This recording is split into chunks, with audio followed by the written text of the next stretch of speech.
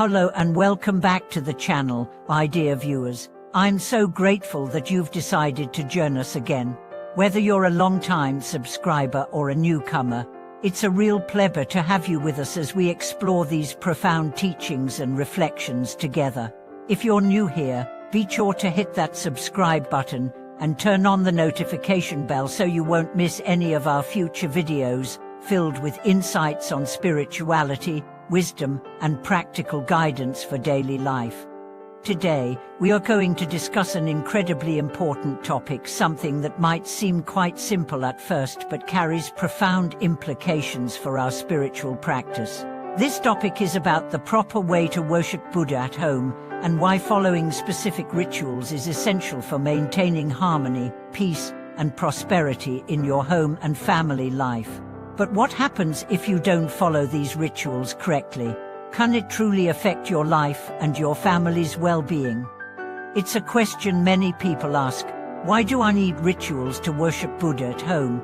Isn't it enough to just have a simple altar and offer my prayers with sincerity? While sincerity is undeniably important, there are also deeper teachings and practices that we need to understand in order to make our home offerings truly meaningful and effective. Today, we'll explore the 3 key details that are crucial when setting up your Buddha altar and performing your home worship in a way that ensures not just peace, but also prosperity for you and your family. Let's begin by discussing the first and most fundamental aspect of worship: cleanliness and respect. In Buddhism, cleanliness is not just about physical tidiness, it also symbolizes purity of mind and heart. When setting up a Buddha altar at home, it's important to ensure that the space is clean, orderly, and respected. This is not just about aesthetics, it's about creating a sacred space where the divine presence can be invited in.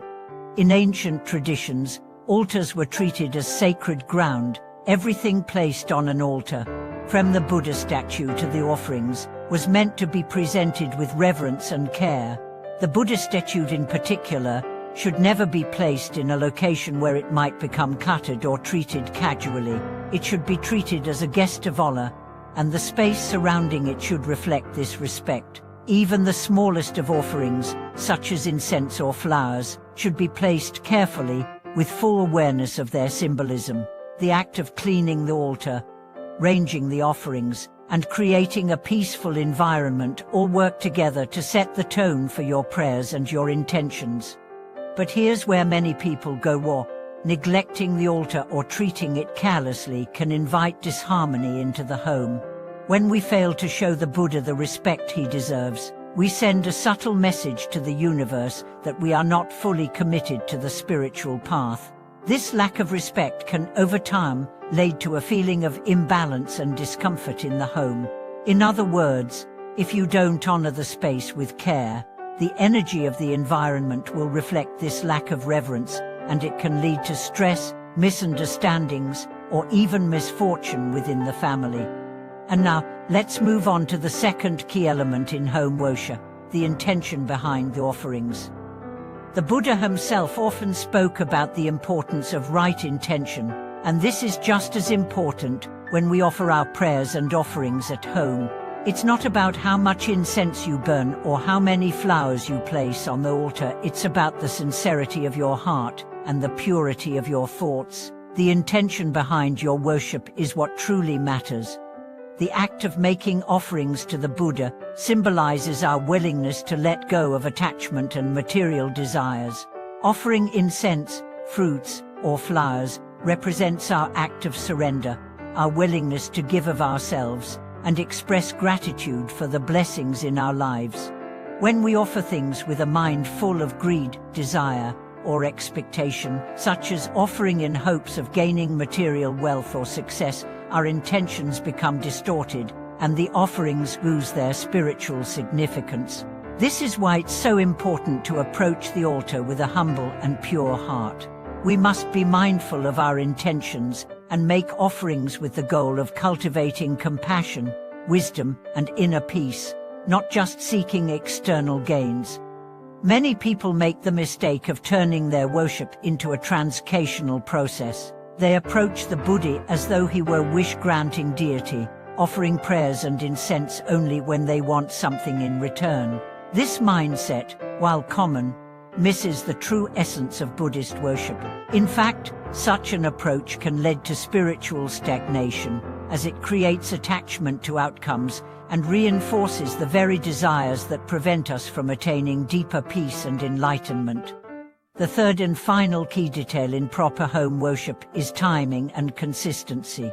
Timing is essential in any spiritual practice, as it aligns our actions with the natural rhythms of the universe. In Buddhism, certain times of day and certain lunar phases are considered particularly auspicious for prayer and offering. While there's no need to obsess over the specifics, it's important to recognize that our practice of worship should not be a random or infrequent event. It should be regular, mindful, and deliberate. Consistency in worship is vital. Just as we practice meditation or mindfulness regularly to cultivate peace and clarity, regular offerings and prayers help us establish a connection with the Buddha, the Dharma, and the Sangha. This connection is not something that is cultivated through sporadic actions. It's through consistent effort, mindfulness, and intention that we build a true relationship with the spiritual teachings. When we neglect our altar, skip our daily offerings, or offer only when we are in need, we weaken the foundation of our spiritual practice. Over time, this inconsistency can lead to a loss of connection, both with the divine and with ourselves. Spiritual practice, just like any meaningful relationship, requires time, attention, and effort. The more consistently we engage with our practice, the more deeply we will be able to cultivate peace, clarity, and prosperity in our lives. The combination of cleanliness, intention, and consistency in worship creates a powerful synergy. Together, they form a foundation for spiritual growth, peace, and prosperity. When these three elements are in harmony, the benefits extend beyond the individual. They positively impact the entire family. A home where the altar is respected, where offerings are made with pure intentions, and where the practice is consistent, becomes a space of harmony, where blessings flow freely, and where family members experience greater peace, understanding, and mutual respect. To conclude, proper worship of the Buddha at home is not about formality for the sake of formality. It's about the sincerity of our hearts, the purity of our intentions, and the consistency of our practice.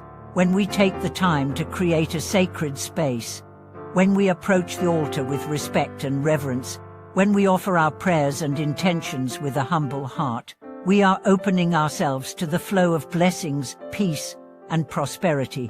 Thank you so much for joining me in today's reflection on the importance of proper home worship.